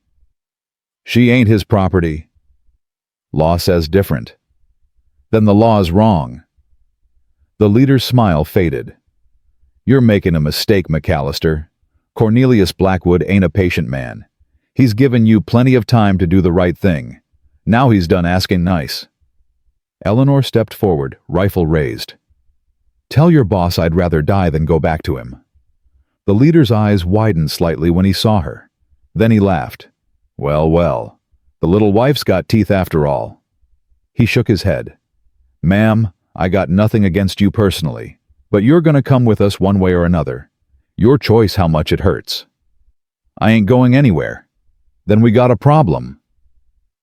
Silas moved so fast Eleanor barely saw it. One moment he was standing beside her on the porch, the next his rifle was up and firing. The shot took the leader's hat clean off his head. "That was a warning," Silas said calmly. "Next one goes between your eyes." The hired guns scrambled, reaching for their weapons, but Silas's voice stopped them cold. "Don't. I can drop 3 of you before you clear leather. Want to find out which 3? Nobody moved. The leader, hatless now and considerably paler, raised his hands slowly. "Easy, McAllister, easy. Nobody needs to die today." "Then leave." "We can't do that. Mr. Blackwood, he'll—" "I don't care what Blackwood will do. Tell him if he wants Eleanor he can come get her himself. But he'd better bring more than 5 men with guns, because I'll be waiting." The leader stared at him for a long moment. Something shifted in his expression, respect mixed with calculation. "You're serious," he said. "Dead serious." "He'll burn this place to the ground. You know that, right? He'll burn it down with you inside." "He can try." Another long pause. Then the leader lowered his hand slowly and gathered his reins. "I'll tell him," he said. "But don't say I didn't warn you." He turned his horse and rode away. The others followed, casting nervous glances over their shoulders. Eleanor didn't lower her rifle until they disappeared over the ridge. "They'll be back," she said. Her voice was steady, but her hands were shaking. "I know. With more men, more guns. Probably. And Cornelius himself." Silas turned to look at her. His gray eyes were calm, steady, certain. "Let him come," he said. "We'll be ready." That night, Eleanor couldn't sleep. She lay in the darkness, listening to the children breathe, running through scenarios in her mind. What if the hired guns came back in the night? What if they brought torches? What if Silas was wrong, and they couldn't hold them off? Around midnight, she gave up on sleep and went to find Silas. He was in the stable brushing thunder by lantern light. The horse whickered softly when she approached. "Couldn't sleep," Silas asked without turning. No. Me neither. She leaned against the stable door, watching him work. His hands were gentle on the horse's coat, smoothing and soothing. Tell me something, she said. Something from before. Something good. He paused mid-stroke. Like what? Anything. I just need to think about something other than tomorrow. Silas was quiet for a moment. Then he set down the brush and turned to face her. When I was a boy, he said slowly, my mother used to take me down to the creek behind our house. Every Sunday afternoon, rain or shine. We'd sit on the bank and she'd tell me stories. Fairy tales mostly. Knights and dragons and princesses locked in towers. Did you believe them? Every word. His mouth curved in a rare smile. I used to dream about being a knight, rescuing fair maidens, fighting evil, all that nonsense. It doesn't sound like nonsense. It is when you grow up and realize the world doesn't work that way. Evil doesn't always lose. The good guys don't always win. He shook his head. I learned that in the war. Watched good men die screaming while cowards ran away unscathed. Made me wonder what the point of it all was. And now? He looked at her, really looked, and something in his expression made her breath catch. Now I think maybe those stories weren't about the world, he said quietly. Maybe they were about who we choose to be. Maybe the point isn't that good always wins. Maybe the point is that good people keep fighting anyway, even when the odds are against them. Eleanor crossed the stable and took his hands in hers. You're a good man, Silas McAllister. I'm trying to be. You're succeeding. She kissed him, then soft and slow, pouring everything she felt into it. Gratitude, fear, hope, love. When they finally broke apart, Silas rested his forehead against hers. Whatever happens tomorrow, he said. Whatever comes, I need you to know something. What? These past weeks with you and the girls, they've been the best of my life. I didn't know I could feel this way. Didn't know I still had it in me. His voice cracked. Whatever happens, I'm grateful. For all of it. Eleanor felt tears slip down her cheeks. Nothing's going to happen. We're going to win. We're going to beat him. Eleanor. No. She gripped his shirt, pulled him closer. We are. I refuse to believe anything else. I've lost too much already. I won't lose you too. He wrapped his arms around her, held her tight. Then we fight, he said against her hair. We fight until there's nothing left to fight with. Together. Together. Outside, the wind howled against the stable walls. But inside, wrapped in each other's arms, they found a moment of peace. Tomorrow the storm would come. But tonight they had this. And for now, it was enough. They came at dawn. Eleanor heard them before she saw them, the thunder of hooves shaking the ground like an earthquake. She was already awake, already dressed, rifle in hand. She'd barely slept, drifting in and out of nightmares, where Cornelius stood over her with that cold smile. Silas burst through the door. It's time. Get the children. She didn't hesitate. Rosemary was already awake, her small face pale but determined. Grace clung to her sister's hand, whimpering. Lily slept on, oblivious to the danger. Remember what we practiced, Eleanor said, lifting the trapdoor to the cellar. Stay quiet. Stay hidden, no matter what you hear. Mama, Rosemary's voice was steady. Be careful. I will, sweetheart. I promise. She handed the children down one by one, her heart breaking with each small face that disappeared into the darkness. Then she closed the door, covered it with straw, and ran back to the cabin. Silas stood on the porch, rifle ready. His face was stone, but his eyes burned. How many? Eleanor asked, taking her position beside him. 12, maybe 15. He didn't look at her. Blackwood's with them. Her blood ran cold. Cornelius. Front and center, dressed like he's going to church. Of course he was. Even now, even riding to destroy them, Cornelius would maintain appearances. He was a respectable man, after all. A pillar of the community. The fact that he'd beaten his wife and left his children to freeze was simply a private matter not to be discussed in polite company. The riders came into view, spreading out in a wide arc around the cabin. Eleanor counted 14 men, all armed, all wearing the hard expressions of people who'd killed before and would kill again. And there, in the center, sat Cornelius Blackwood. He looked exactly as she remembered.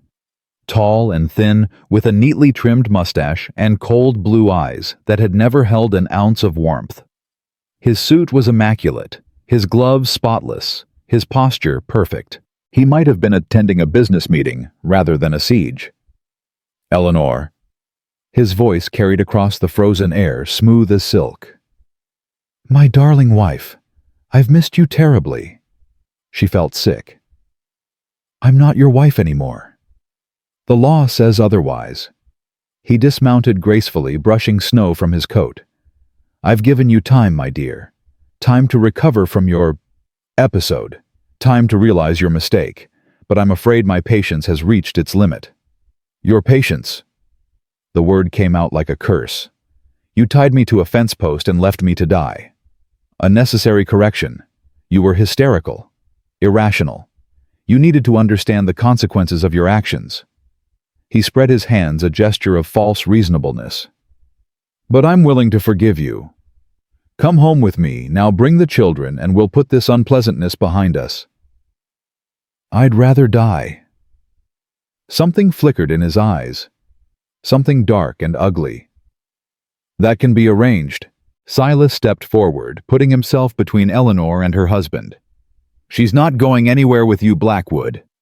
Cornelius's lip curled. Ah, the mountain hermit. The broken soldier playing at heroism. He looked Silas up and down with contempt. "Do you really think you can stop me?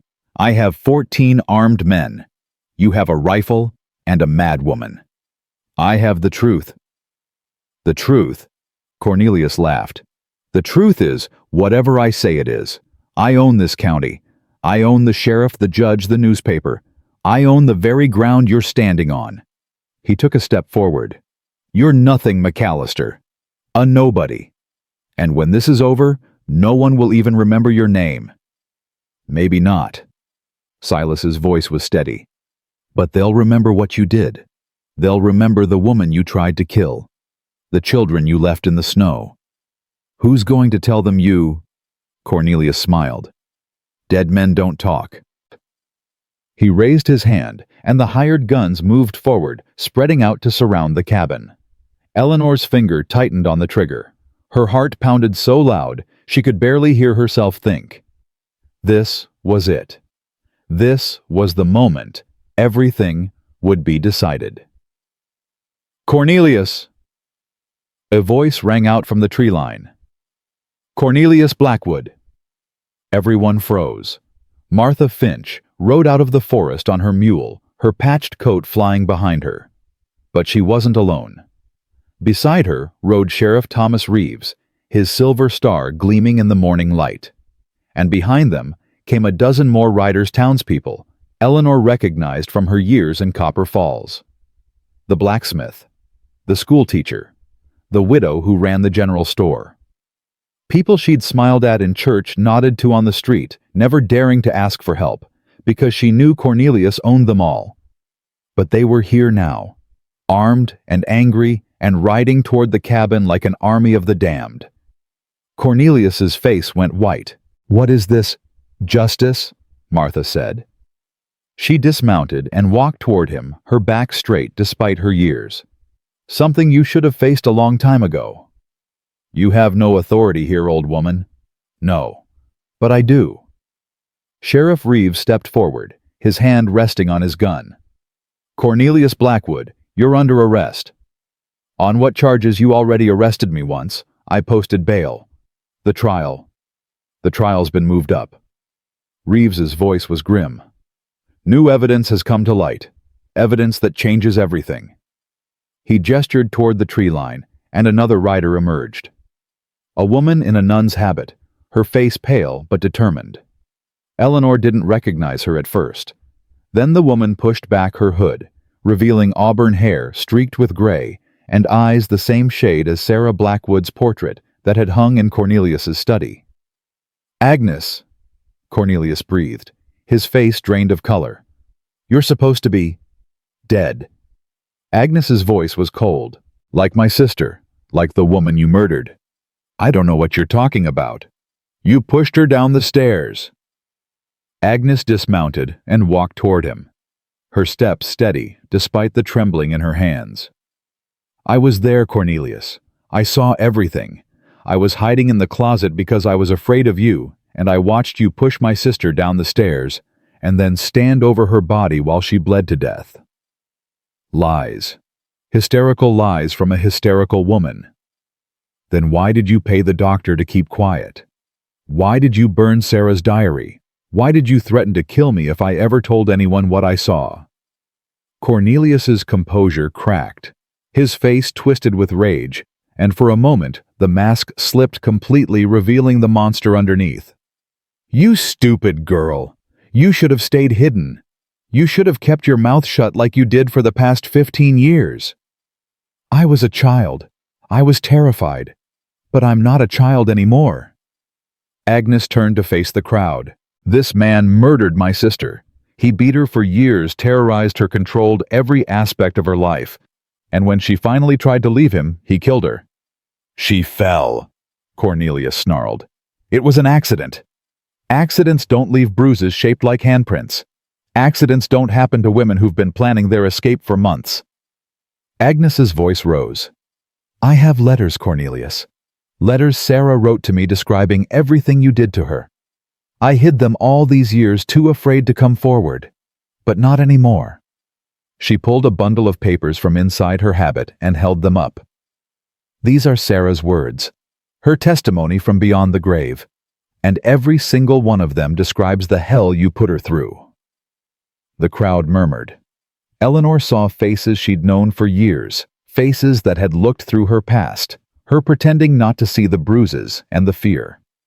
Now they stared at Cornelius with horror and disgust. "This is absurd," Cornelius said, but his voice had lost its smoothness. "You can't prove anything. Those letters could be forgeries." "We have a handwriting expert coming from Helena," Sheriff Reeves said. "He'll verify the authenticity. In the meantime, you're under arrest for the murder of Sarah Blackwood and the attempted murder of Eleanor Blackwood." "You can't do this. I have rights. You have the right to remain silent." Reeves pulled out his handcuffs. "I'd suggest you use it." Cornelius's eyes darted around wildly, looking for escape, for allies, for anything. His hired guns shifted uneasily, suddenly aware that the balance of power had shifted. "Don't just stand there," Cornelius snapped at them. "Do something." The lead gunman, the same one who'd come to the cabin before, slowly shook his head. "You paid us to intimidate a woman and some kids. You didn't pay us to fight a whole town. I'll double your wages, triple them." "Money ain't much good if you're dead." The gunman gathered his reins. "Boys, I think our business here is concluded." One by one, the hired guns turned their horses and rode away. Cornelius watched them go, his face a mask of disbelief. "No," he whispered. "No, this isn't how it's supposed to end." "It's exactly how it ends." Eleanor stepped off the porch and walked toward him, her rifle still in her hands. "You thought you were untouchable. You thought you could do whatever you wanted because you had money and power and a smile that fooled everyone." "Eleanor, please." His voice changed, softened, became the honeyed tone he'd used in the early days of their marriage. "I know I've made mistakes. I know I've hurt you. But we can work through this. We can be a family again." "We were never a family. I was your property, your punching bag, your broodmare." She stopped 3 feet away from him, close enough to see the fear in his eyes. "And my daughters were disappointments you wanted to throw away." "I never meant—" "Don't." Her voice cracked like a whip. "Don't you dare lie to me again. I spent 6 years listening to your lies, believing your excuses, thinking that somehow if I was just good enough, just quiet enough, just small enough, you would stop hurting me. Tears streamed down her face, but her hands were steady on the rifle. But nothing was ever good enough, was it? Nothing. Could make you love me. Because you don't know how to love. You only know how to own, how to control, how to destroy. Eleanor. I'm done. She lowered the rifle. I'm done being afraid of you. I'm done letting you control my life. You can go to prison. You can rot there until you die. But you're never going to touch me or my daughters again. She turned and walked back toward the cabin, toward Silas, toward the life she was finally beginning to build. Behind her, she heard the click of handcuffs, heard Cornelius shouting, raging, threatening revenge. But it sounded far away now, like a storm passing over the mountains. She'd survived him. That was all that mattered. Silas met her at the porch steps. His face was pale, and there was blood seeping through his shirt, a wound she hadn't noticed before. "You're hurt," she gasped. "It's nothing.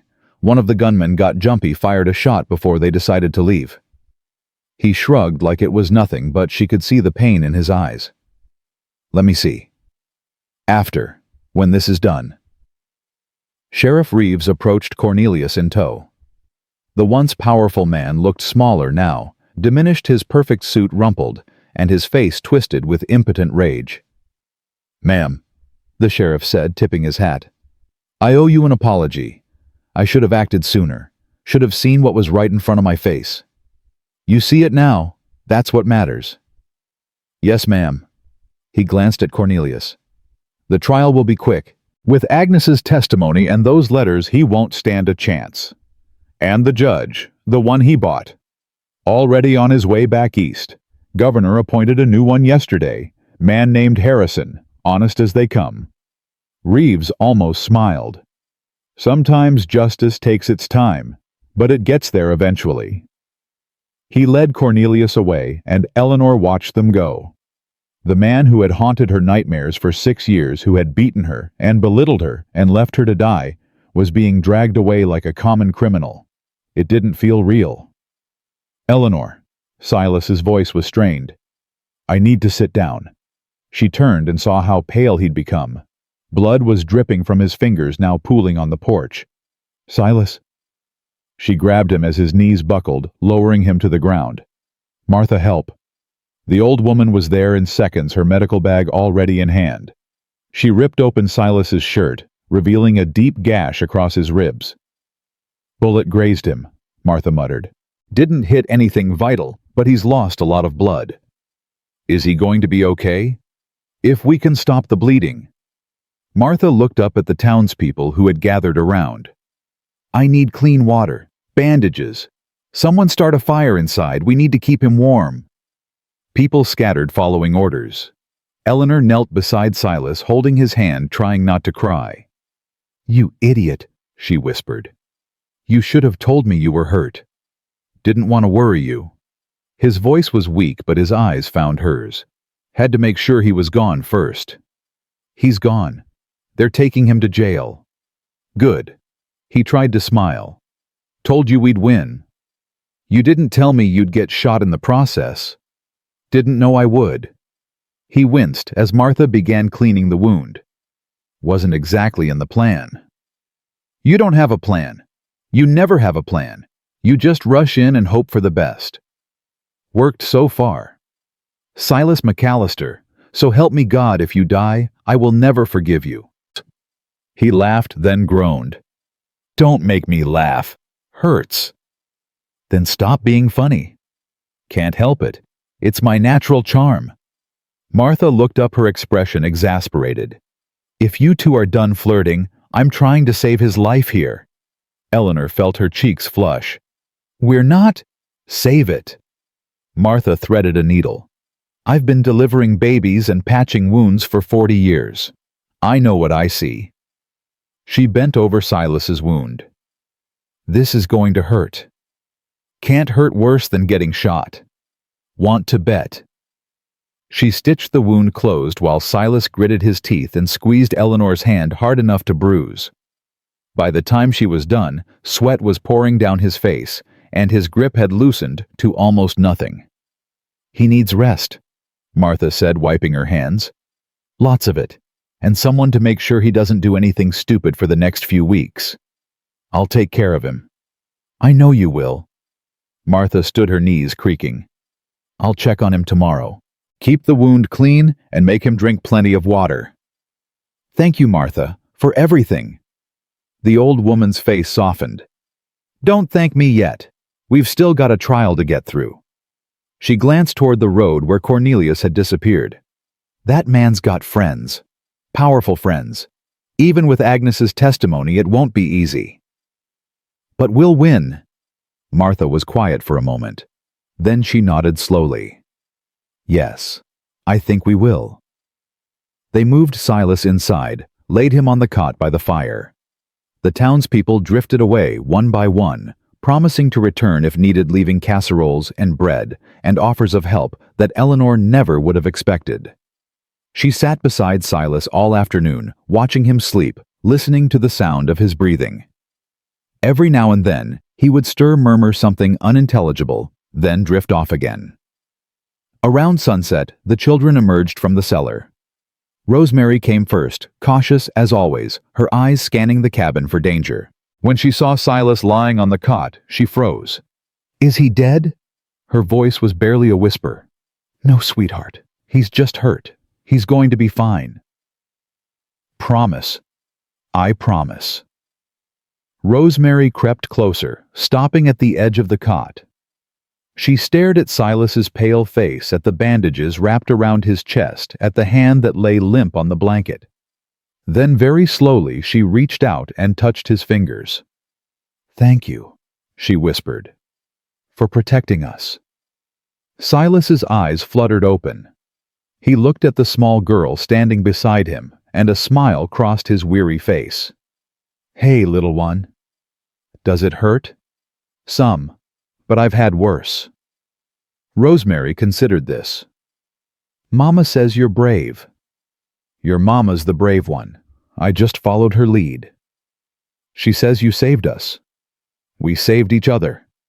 His eyes found Eleanor's over Rosemary's head. "That's what families do." Rosemary was quiet for a long moment. Then she leaned forward and pressed a kiss to his forehead so soft it was barely there. "Get better soon," she said. "Papa." She was gone before Silas could respond, darting back to where Grace was waiting with Lily in her arms. But Eleanor saw the tears that gathered in his eyes, the way his breath caught in his chest. "She called me. I heard. I never expected." "I know." Eleanor took his hand, brought it to her lips. "But she's right, you know. You are brave. You are family." "Eleanor." His voice cracked. "I love you. I should have said it before. Should have said it 100 times. But I was scared. Scared you'd leave. Scared I wasn't good enough. Scared of all the same things I've always been scared of." "Silas, let me finish, please." He squeezed her hand. "I know I'm not much. A broken soldier with a cabin on a mountain. I can't give you fancy dresses or jewelry or any of the things a woman like you deserves. But I can give you this. I can give you my heart, my protection, my life, if it comes to that." It almost did. Then it would have been worth it. He met her eyes, and she saw everything he was, everything he'd been, everything he wanted to be. "You're worth it, Eleanor. You and those girls. You're worth everything." She leaned down and kissed him, soft and sweet-tasting salt from her own tears. "I love you too," she whispered against his lips. "I think I've loved you since you cut me free from that fence post and told me to come with you." Even then. He smiled, and for the first time since she'd met him, the sadness in his eyes was completely gone. "Then stay with me," he said. "When this is all over. When Blackwood is in prison and the trial is done and the world makes sense again, stay with me. I'm not going anywhere. Promise?" She kissed him again, longer this time, pouring all her hope and fear and love into it. "I promise." Outside, the sun set over the mountains, painting the sky in shades of gold and pink. Inside, a family that had been forged in fire and snow began to heal. There would be more battles ahead, more challenges, more moments of doubt and fear, but they would face them together. That was all that mattered. The trial lasted 3 days. Eleanor sat in the front row of the courthouse, her hands folded in her lap, watching as Agnes Blackwood told her story to a room full of strangers. The woman's voice trembled at first, barely audible over the creaking of wooden benches and the whispers of the crowd. But as she spoke, as she described what she'd witnessed 15 years ago, her voice grew stronger. She told them about the night Sarah tried to leave, about the argument she'd heard from her hiding place in the closet, about the sound of her sister's body tumbling down the stairs, the crack of bone against wood, the silence that followed. She told them about standing at her sister's grave a week later, too afraid to speak, too young to understand that her silence made her complicit in murder. She told them about the letters Sarah had written hidden away for years, each one a cry for help that no one had heard. When she finished, the courtroom was silent. Eleanor looked at Cornelius, seated at the defendant's table in his expensive suit, his face a mask of controlled fury. For 6 years that face had haunted her nightmares. For 6 years she'd believed he was untouchable, invincible, a god among men. Now he looked small, pathetic. Just a man who'd spent his whole life hurting people weaker than himself. The prosecutor called Eleanor to the stand. She walked forward on legs that felt like water, placed her hand on the Bible, and swore to tell the truth. Then she told them everything. The beatings, the humiliation, the night he'd tied her to a fence post and left her to die with her newborn daughter. She didn't cry. She'd cried enough tears over Cornelius Blackwood. Now she just wanted to be heard. When she finished, she looked directly at her husband for the first and last time. "You tried to destroy me," she said. "You almost succeeded. But I'm still here, and you're going to spend the rest of your life in a cell knowing that you failed." Cornelius's mask cracked. His face twisted with rage, and he lunged forward, shouting curses, only to be restrained by the bailiffs. The judge banged his gavel, calling for order, but Eleanor didn't flinch. She'd stopped being afraid of him. The jury deliberated for less than 2 hours. Guilty on all counts. Murder in the first degree for Sarah Blackwood. Attempted murder for Eleanor. Child endangerment for the 3 girls he'd left to freeze. The judge sentenced him to hang. Eleanor watched as they led him away in chains, his shoulders slumped. His perfect suit wrinkled and stained. He didn't look at her, didn't say a word. She wondered if he finally understood what he'd lost. Probably not. Men like Cornelius never understood anything but their own desires. It didn't matter anymore. He was gone. And she was free. Outside the courthouse, Silas was waiting. He'd recovered enough to make the trip to town, though Martha had fussed and threatened, and finally extracted a promise that he wouldn't do anything strenuous for at least another month. He stood leaning against the hitching post, his arm still in a sling, his face pale but determined. When Eleanor emerged from the courthouse, he straightened. "Well," he asked. "Guilty." The word tasted like freedom. "They're going to hang him." Something shifted in Silas's expression. Relief, maybe. Or satisfaction. Or simply the release of tension he'd been carrying for weeks. "It's over," he said quietly. "It's over." She walked into his arms, pressed her face against his chest, and let herself breathe. Really breathe, for the first time in 6 years. No fear, no looking over her shoulder, no wondering when the next blow would fall. Just peace. "Let's go home," she whispered. "Yes, ma'am." Spring came early to the valley that year. The snow melted in rushing streams that carved new paths down the mountainside. Wildflowers pushed through the thawing earth, splashing color across the brown landscape. Birds returned from wherever birds went in winter, filling the air with songs that Eleanor had almost forgotten. Silas healed slowly but steadily. His wound left a scar across his ribs, a permanent reminder of how close they'd come to losing everything. but he wore it without complaint, the way he wore all his scars as proof that he'd survived. The children flourished. Grace, now 4, had claimed Silas completely. She followed him everywhere, chattering constantly, demanding to be included in every task. He taught her to feed the horses, to gather eggs from the henhouse, to identify the different birds by their calls. She called him Papa, without hesitation, now the word as natural as breathing. Rosemary took longer. The wounds her father had inflicted ran deep, and trust didn't come easily to a child who'd learned that big men meant pain. But slowly, day by day, she began to open up. She started sitting beside Silas during his evening carving sessions, watching his hands shape wood into beautiful things. She asked questions about the war, about his childhood, about the mother he'd lost, and the father who'd abandoned him. And one afternoon, without fanfare or announcement, she climbed into his lap and fell asleep with her head on his chest. Silas sat perfectly still for 2 hours, afraid to move, afraid to break whatever spell had finally allowed her to trust him. When Eleanor found them, tears streaming down her face, he just shook his head and smiled. "Don't wake her," he whispered. "She's comfortable." Lily grew from an infant into a babbling, curious creature who grabbed everything within reach and put it directly in her mouth. She had Eleanor's auburn hair and Silas's gray eyes, a combination that made strangers stop and comment on how much she looked like both her parents. Neither Eleanor nor Silas corrected them.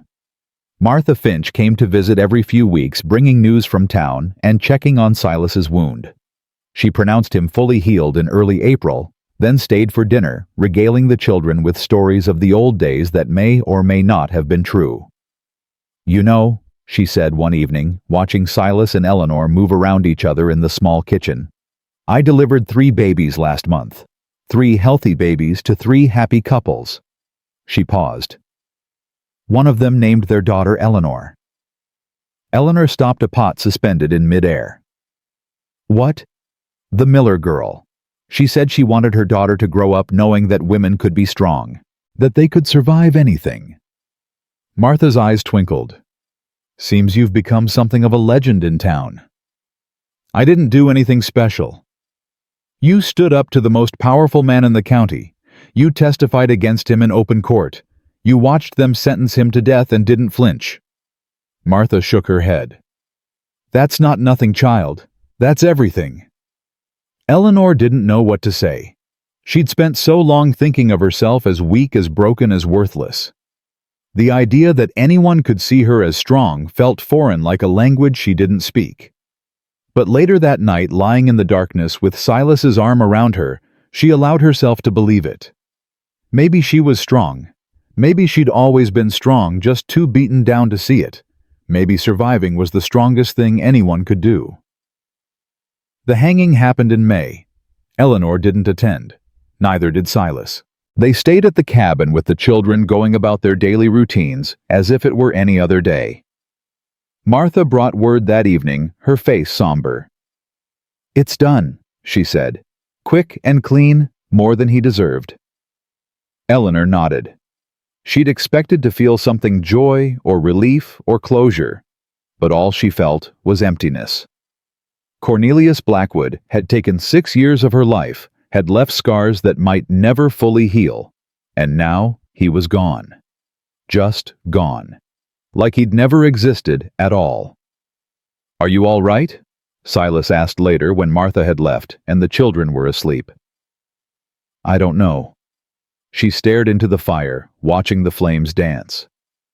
"I thought I'd feel different. Free, maybe. Or vindicated. But I just feel empty." "That's normal." "Is it?" He moved to sit beside her, took her hand in his. "When the war ended, I thought everything would be different. Thought the nightmares would stop, the guilt would fade, the world would make sense again." He shook his head. "It didn't. Not for a long time. Maybe not ever completely." "Then what's the point of any of it?" "The point is that you keep going."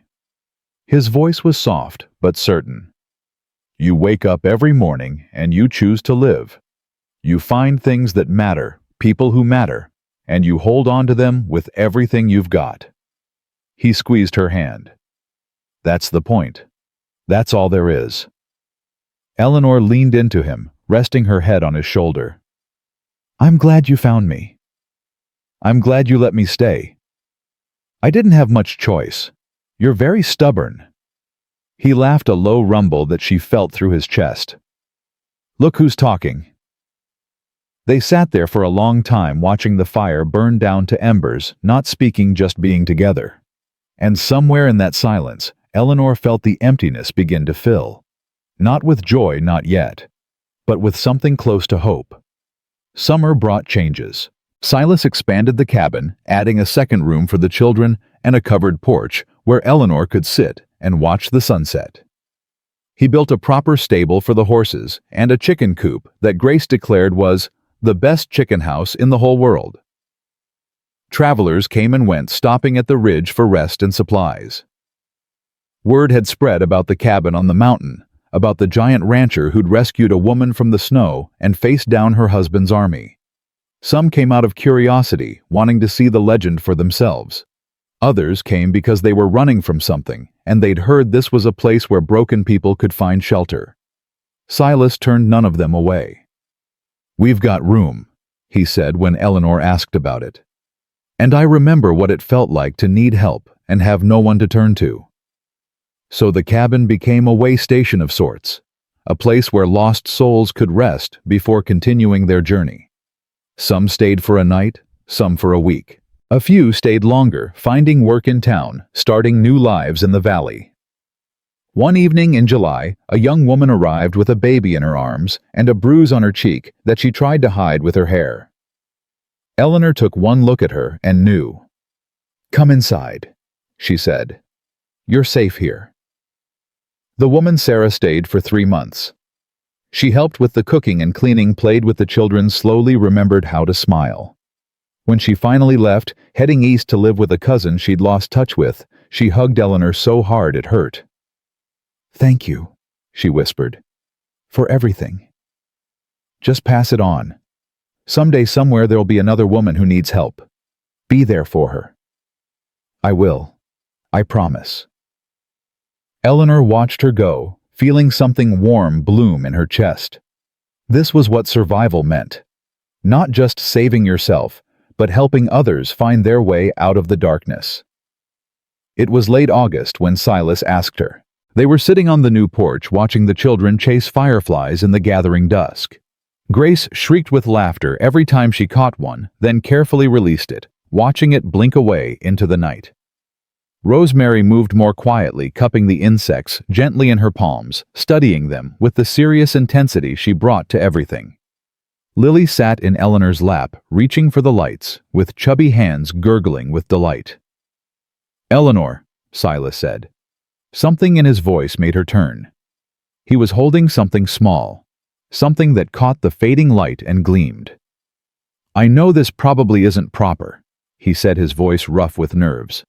"I know you've only been free a few months.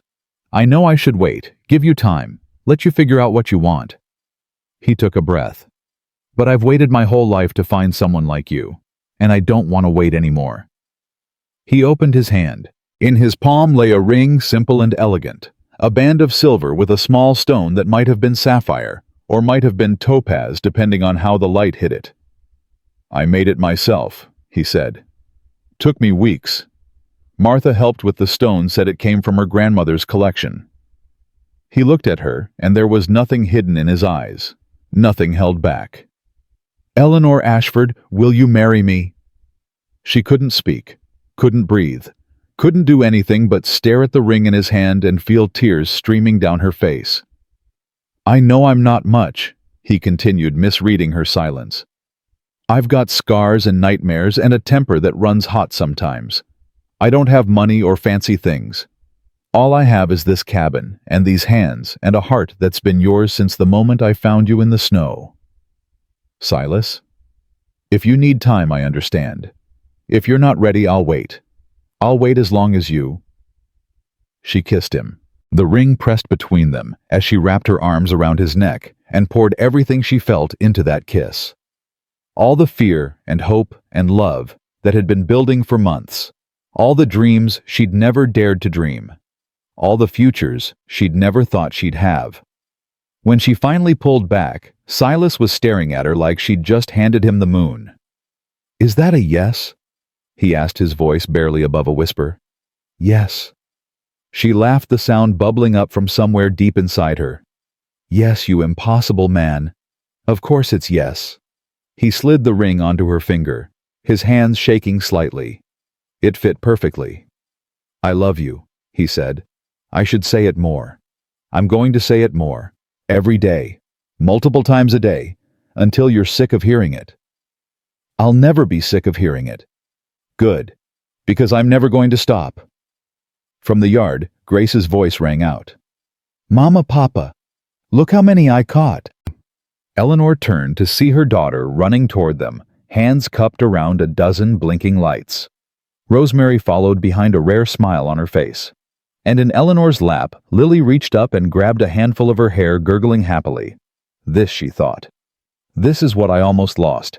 This is what I almost let him take from me." But he hadn't. And now he never would. The wedding was small, held in the meadow behind the cabin on a crisp September morning. Martha officiated, having obtained some kind of certificate from the county that allowed her to perform marriages. The children stood beside their mother, Grace, holding a bouquet of wildflowers she'd picked herself, Rosemary, clutching the ring she'd been entrusted to carry. Sheriff Reeves came, and the widow from the general store, and a dozen other townspeople who'd stood up for Eleanor when it mattered. Agnes made the journey from her convent, standing quietly at the edge of the crowd, her face peaceful for the first time since Eleanor had met her. Silas wore his best shirt, the one without patches, and had actually combed his hair for the occasion. He stood straight and tall, his eyes never leaving Eleanor as she walked toward him. She'd made her own dress, simple white cotton, with lace at the collar that Martha had donated from some ancient hope chest. It wasn't fancy, it wasn't expensive. But when Silas saw her, his eyes filled with tears. "You're beautiful," he said. "You're not so bad yourself." Martha cleared her throat. "If you two are done, we've got a ceremony to conduct." The vows were simple. Love, honor, protect, stay. When Martha pronounced them husband and wife, Silas kissed her like she was the only person in the world. Grace cheered. Rosemary smiled. And somewhere in the crowd, someone started clapping, and then everyone was clapping, and Eleanor felt like she might float away on a wave of pure joy. The reception lasted until sunset, with food and music and dancing in the meadow. Eleanor danced with Silas, with Grace, with the sheriff, with anyone who asked. She laughed until her sides hurt and cried until she had no tears left, and felt for the first time in her life completely and utterly happy. As the stars came out, Silas found her standing at the edge of the meadow, looking up at the sky. "What are you thinking?" he asked, wrapping his arms around her from behind. "I'm thinking about how strange life is." She leaned back into his chest. "A year ago, I was tied to a fence post waiting to die. And now I'm married to the man who saved me, watching my daughters dance with the people who helped bring my husband to justice." "Former husband?" "Former husband," she smiled. "It's like something out of those fairy tales your mother used to tell you." "Maybe it is." He pressed a kiss to her temple. "Maybe that's what all those stories were about. Finding your way through the darkness to the light on the other side. Do you really believe that?" "I believe in you. I believe in us. I believe in those 3 little girls who've already started calling me Papa." He turned her to face him. "I believe that we're going to build something beautiful here, Eleanor McAllister. Something that lasts. Something that matters. McAllister." She tested the name on her tongue. "Eleanor McAllister. It sounds strange. Give it time. It'll feel like home." She looked up at him, this scarred and silent man who'd walked into her life like an answer to a prayer she'd never dared to speak. He'd saved her from the snow. He'd protected her from her past. He'd given her a future she'd never imagined possible. "It already does," she said. "You already do." They walked back to the cabin together, hand in hand, their children dancing ahead of them in the moonlight. The party continued for another hour, but Eleanor barely noticed. She was too busy memorizing every moment, every laugh, every stolen glance from her new husband. When the last guest had left and the children were finally asleep, Silas carried her over the threshold of their bedroom, the new room he'd built with his own hands. "Welcome home, Mrs. McAllister," he said. "Thank you, Mr. McAllister." And as he laid her down and the moonlight streamed through the window and the world outside faded to silence, Eleanor finally let go of everything she'd been holding on to. The fear, the pain, the memories of a life she'd barely survived. She let it all go and reached for the future instead. The years that followed were not always easy. There were hard winters and lean harvests. There were arguments and misunderstandings and moments when Eleanor wondered if she'd made a mistake. There were nights when Silas woke screaming from nightmares and nights when Eleanor couldn't sleep at all, haunted by ghosts that refused to stay buried. But there was also joy. Watching Rosemary grow from a frightened child into a confident young woman who eventually became a teacher, helping other children find their voices. Watching Grace turn her boundless energy into a career as a horse trainer, filling the valley with animals she'd gentled with patience and love. Watching Lily toddle and walk and run, never knowing the shadow that had hung over her first days of life. There were more children too. A son named Henry after the blacksmith who'd saved Silas all those years ago. A daughter named Sarah after the sister Agnes had lost, and the young woman who'd found shelter at their cabin. They filled the house with noise and laughter, and the kind of chaos that only comes from a home that's truly lived in. Martha Finch passed away peacefully in her sleep the winter Eleanor turned 40, surrounded by the family she'd helped bring together. They buried her on the hill overlooking the valley, where she could watch over them all forever. Silas lived until he was 72. His hair went white, and his hands grew gnarled, but his eyes never lost their warmth, and he never stopped telling Eleanor he loved her. Every single day, multiple times a day, just like he'd promised. When he died, she was holding his hand. "Thank you," she whispered as his breath slowed and his grip loosened. "Thank you for finding me. Thank you for choosing me. Thank you for everything."